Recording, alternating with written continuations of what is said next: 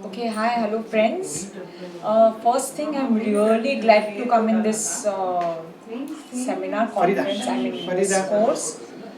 I just came for the flower therapy.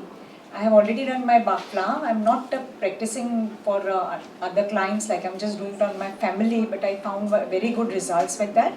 And after talking to doctor, I was into her vegan group, and from there I came to know that she is doing this also. One fine day I just called her up and asked for somebody that the person is having drugs and all that. Is it possible for her to help this one? Drug diary.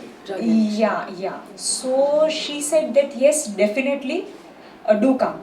Actually, I did not go, but then I don't know, somehow there was a connection with her, and I knew it ki if anything is such, I can always go to her, like, if I get any such kind of a client.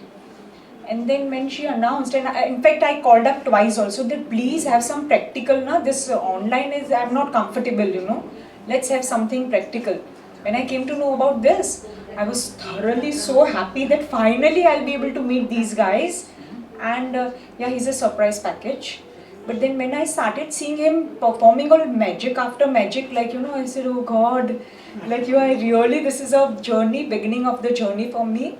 And I'm so glad that I'm starting with these two of them. Thank you so much.